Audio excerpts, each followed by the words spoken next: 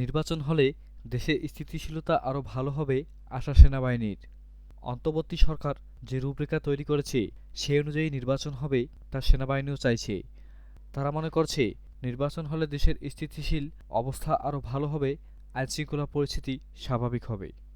আজ বুধবার দুপুরে ঢাকা সেনানিবাসের অফিসার্স মেসে আয়োজিত এক সংবাদ সম্মেলনে একথা বলেছেন জেনারেল অফিসার কমান্ডিং সদর দপ্তর army training and doctrine command GOC ARTDOC lieutenant general Mohammad Mainur Rahman. অন্তর্বর্তী সরকারের প্রধান উপদেষ্টা অধ্যাপক মোহাম্মদ ইউনূস আগামী ফেব্রুয়ারিতে ত্রয়োদশ জাতীয় সংসদ নির্বাচনের ঘোষণা দিয়েছেন। ওই সময়ে নির্বাচন আয়োজনের প্রস্তুতি নিয়ে এগোচ্ছে নির্বাচন commission. Lieutenant general Mainur Rahman বলেন, দেশের জনগণের মতেও সেনাবাহিনীও চায় সরকারের রূপরেখা অনুযায়ী একটি অবাধ, সুষ্ঠু ও নিরপেক্ষ নির্বাচন অনুষ্ঠিত হোক। সেই রূপরেখার মধ্যেও সময়সীমা দেওয়া আছে। আমরা আশা করি নির্বাচন হলে দেশের স্থিতিশীলতা আরও ভালো হবে, আইনশৃঙ্খলা পরিস্থিতি ধীরে ধীরে আরও স্বাভাবিক হবে এবং সেনাবাহিনী তখন সেনানিবাসে ফিরে যেতে পারবে। আমরা সেদিকে তাকিয়ে আছি। মোহাম্মদ মাইনুর রহমান বলেন, গত ১৫ মাস যে চ্যালেঞ্জ মোকাবেলা করেছে সেনাবাহিনী, এটা সহজ পরিস্থিতি ছিল না। এ ধরনের পরিস্থিতি বাংলাদেশ প্রতিদিন ফেস করেনি। এই জন্য আমরাও চাই একটা সুষ্ঠু নির্বাচন অনুষ্ঠিত হোক এবং আমরা সেনানিবাসে ফেরত আসতে পারি। নির্বাচনী কাজে সহায়তা সেনাবাহিনীর প্রস্তুতি তুলে ধরে এই সেনা কর্মকর্তা বলেন, সরকার এখন পর্যন্ত নির্বাচনের যেটুকু রূপরেখা প্রণয়ন করেছে সেটার উপর ভিত্তি করে সেনাবাহিনী যথাযথ প্রস্তুতি গ্রহণ করেছে। আমাদের যে প্রশিক্ষণ কার্যক্রম এখন সীমিত আকারে চলছে, তার মধ্যে নির্বাচনের সময় আমাদের কী করণীয় সেটাকে ফোকাসে রেখেই প্রশিক্ষণ করছি। ১৫ মাস ধরে সেনা সদস্যদের একটি অংশ ব্যারাকের বাইরে থাকার প্রশিক্ষণ বিঘ্নিত হচ্ছে জানিয়ে লেফটেন্যান্ট জেনারেল মাইনুর বলেন, নির্বাচন পর্যন্ত বা তার কিছুটা পরেও যদি বাইরে থাকতে হয় তাহলে আরও কিছুদিন বাইরে থাকতে হবে। এতে করে আমাদের প্রশিক্ষণ বিঘ্নিত হচ্ছে। পদত্যাগ করে নির্বাচন করার ঘোষণা অ্যাটর্নি জেনারেলের। পদত্যাগের ঘোষণা দিয়েছেন অ্যাটর্নি জেনারেল মোহাম্মদ আসাদুজ্জামান। আসন্ন নির্বাচনে অংশ নিতেই তিনি পদ ছাড়ছেন। বুধবার ৫ নভেম্বর তত্ত্বাবধায়ক সরকার ফেরানোর আপিল শুনানি শেষে অ্যাটর্নি জেনারেল অফিসের কনফারেন্স কক্ষে এক সংবাদ সম্মেলনে একথা বলেন। মোহাম্মদ আসাদুজ্জামান বলেন, আমি ভোট করব, পদত্যাগ করে গিয়ে নির্বাচন করব।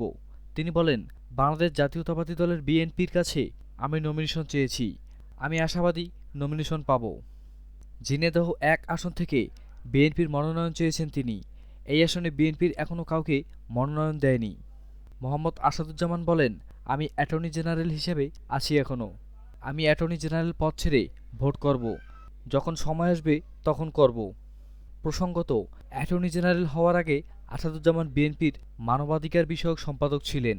পরে ওই পদ থেকে পদত্যাগ করে অ্যাটর্নি জেনারেল হিসেবে নিযুক্ত হন তিনি। যেসব ফ্যাসিস্ট পুলিশ কর্মকর্তারা ৫ আগস্টের পর পালিয়ে গেছে তারা এখন অপরাধী হিসেবে গণ্য হবে এবং তাদেরকে ফিরিয়ে এনে বিচারের মুখোমুখি করার উদ্যোগ নেওয়া হচ্ছে বলে জানিয়েছেন স্বরাষ্ট্র উপদেষ্টা লেফটেন্যান্ট জেনারেল মোহাম্মদ জাহাঙ্গীর আলম চৌধুরী। এছাড়াও আগামী জাতীয় সংসদ নির্বাচন অবাধ, সুষ্ঠু ও নিরপেক্ষভাবে আয়োজনের জন্য যা যা করা প্রয়োজন তার জন্য আইনশৃঙ্খলা বাহিনীকে সব ধরনের নির্দেশনা দেওয়া হয়েছে বলেও জানান স্বরাষ্ট্র উপদেষ্টা। মঙ্গলবার ৪ নভেম্বর সচিবালয়ের স্বরাষ্ট্র মন্ত্রণালয়ে সভাকক্ষে আইনশৃঙ্খলা সংক্রান্ত কোর কমিটির বৈঠক শেষে এক প্রেস ব্রিফিংয়ে তিনি একথা জানান। বৈঠকে স্বরাষ্ট্র উপদেষ্টা, স্বরাষ্ট্র সচিবসহ আইনশৃঙ্খলা বাহিনী ও বিভিন্ন বিভাগের শীর্ষ কর্মকর্তারা অংশ নেন। বৈঠক শেষে সংবাদ সম্মেলনে স্বরাষ্ট্র উপদেষ্টা বলেন, ৫ আগস্টের পর থানা থেকে লুট হওয়া অস্ত্র উদ্ধারের কাজ চলছে। সম্প্রতি চট্টগ্রামের রাউজানে আইনশৃঙ্খলা বাহিনীর অভিযান চালিয়ে ১১টি অস্ত্র উদ্ধার করেছে এবং বেশ কয়েকজন সন্ত্রাসীকে গ্রেপ্তার করা হয়েছে। এছাড়াও সামাজিক যোগাযোগ মাধ্যমে গুজব নিয়ন্ত্রণে সর্বোচ্চ গুরুত্ব দেওয়ার নির্দেশ দিয়েছেন স্বরাষ্ট্র মন্ত্রণালয়। পুলিশ কমিশন গঠন নিয়ে এক প্রশ্নের জবাবে স্বরাষ্ট্র উপদেষ্টা বলেন, পুলিশ কমিশন হয়ে যাবে। এটি হওয়ার পর এর সুযোগ সুবিধা বিস্তারিত জানানো হবে। বিমানবন্দরে অগ্নিকাণ্ডের ঘটনা তদন্তের অগ্রগতি নিয়ে এক প্রশ্নের জবাবে স্বরাষ্ট্র উপদেষ্টা বলেন, বিমানবন্দরে অগ্নিকাণ্ডের ঘটনায় একটি কমিটি গঠন করা হয়েছে। স্বরাষ্ট্র মন্ত্রণালয়ের সিনিয়র সচিব নাসিমুল গনি তদন্তের কাজ করছেন। তিনি স্বরাষ্ট্র সচিব ৪-৫টি দেশে চিঠি দিয়েছেন। অলরেডি কয়েকটি দেশের বিশেষজ্ঞরা এসে তদন্ত করেছে এবং দেশের তদন্তকারী দলও তদন্ত করছে। তদন্ত শেষ হলে রিপোর্ট প্রকাশ করা হবে। তিনি বলেন, বিমানবন্দরে কার্গো ভিলেজ থেকে হাতিয়ার বা অস্ত্র চুরি হয়েছে কিনা এ বিষয়ে আমরা তদন্তের পর জানতে পারব। এখন তো বলা যাচ্ছে না যে চুরি হয়েছে। স্বরাষ্ট্র মন্ত্রণালয়ের সিনিয়র সচিব নিজেও এ ব্যাপারে তদন্ত করছেন। আসন্ন নির্বাচনে বিগত সরকারের আমলে দায়িত্ব পালন করা কর্মকর্তাদের প্রসঙ্গে তিনি বলেন, বিগত ২০১৪, ২০১৮ ও ২০২৪ সালের নির্বাচনে যারা দায়িত্ব পালন করেছে তাদের বেশিরভাগই কর্মকর্তাকে আমরা চেঞ্জ করব। এটা আমার শেষ নির্বাচন। মনোনয়ন পাওয়ার পর মির্জা ফখরুলের আবেগঘন পোস্ট। আসন্ন ত্রয়োদশ জাতীয় সংসদ নির্বাচনে তিনি ঠাকুরগাঁও ১ আসন থেকে তার রাজনৈতিক যাত্রার শেষ নির্বাচনের অংশ নিচ্ছেন এমন কথা জানিয়েছেন বিএনপির মহাসচিব মির্জা ফখরুল ইসলাম আলমগীর।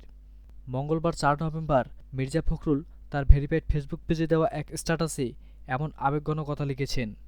ফেসবুক পেজে তিনি আরও লিখেছেন, মহান আল্লাহর রহমতে বিএনপি আমাকে ঠাকুরগাঁও ১ আসনে মনোনীত করেছেন। আমি বেগম খালেদা জিয়া, তারেক রহমান এবং দলের সব নেতা ও নেত্রীকে আমার কৃতজ্ঞতা এবং ধন্যবাদ জানাই। দলের সব কর্মীকেই জানাই আন্তরিক ধন্যবাদ আজীবন আমার সঙ্গে থাকার জন্য। বিএনপির আরও কিছু স্মৃতিকথা তুলে ধরে তিনি বলেন, আমরা যারা সারাজীবন রাজনীতি করেছি, জেলে গেছি, আমাদের নিজেদের একটা গল্প থাকে, অনেকেই তা জানে না।